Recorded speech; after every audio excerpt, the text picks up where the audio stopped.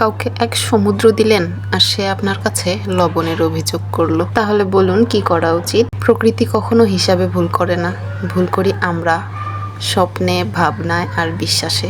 আমরা যা ধরেই নেই পেয়ে গেছি, সেগুলো কখনোই আমাদের হয় না। কখনো ধরে নিতে নেই, ভেবে নিতে নেই, অতিরিক্ত আত্মবিশ্বাসী হতে নেই। কেননা নিয়তি বড় পাক্কা খেলোয়াড়। প্রতিদিন খোঁজখবর নেওয়া মানুষটাও একদিন নিঃশব্দে হারিয়ে যায়। কিছু অব্যক্ত কথা, কিছু অব্যক্ত অনুভূতি, শুধু থেকে যায় নিছক কিছু স্মৃতিময় মুহূর্ত, যেগুলো হঠাৎ করেই বুকের ভিতর তোলপাড় তুলে দেয়। অনেকেই বলবে ভুলে যাও, সামনে এগিয়ে যাও, কিন্তু বলা যতটা সহজ, পালন করা ততটাই কঠিন। আমরা সবাই অন্যকে সান্ত্বনা দিতে পারি, কিন্তু নিজের ক্ষেত্রে নিজেরাই ভেঙে পড়ি। দিন শেষে কেউ কোথাও নেই, আমরা সবাই একা, একদম একা। আচ্ছা চলুন ভিডিওতে ফিরে আসা যাক।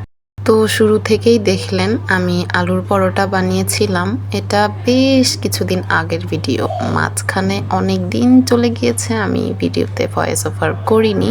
আগেও একটা ভিডিওতে সম্ভবত বলেছিলাম যে আমি যখন প্রথম ব্লগিংয়ের কাজ শুরু করি, তখন আমার একটা ইন্টেনশন ছিল যে না, আমাকে এখান থেকে টাকা উপার্জন করতে হবে।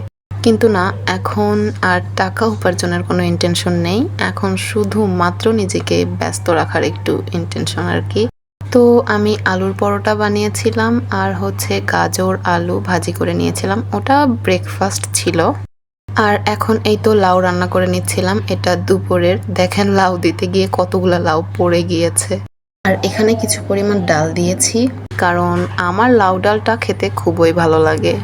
আগে আমার ভিডিওতে মোটামুটি ভিউ হতো, মাঝখানে আমি ঠিকমতো ভিডিও দেইনি অনেক মাস, এখনও আমি রেগুলার না, যার কারণে আমার ভিউ খুব একটা হয় না। তবে আমার ভিডিওতে যদি কখনো সেরকম ভিউ হয়, আমি প্রোডাক্ট প্রমোশনের কাজ করব অবশ্যই, তবে তার জন্য কোনো পেমেন্ট নিব না।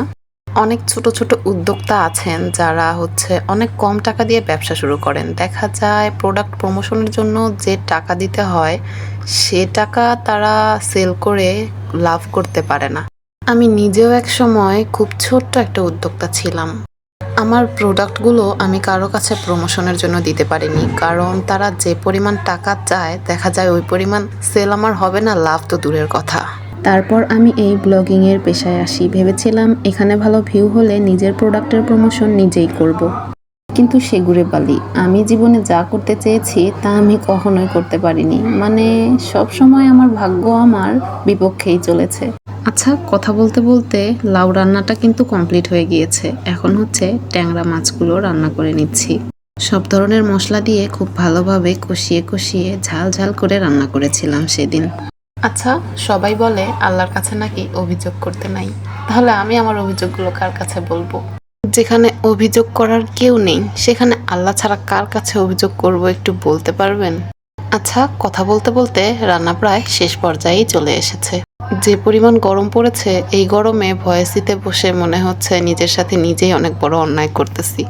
সো আল্লাহ হাফেজ।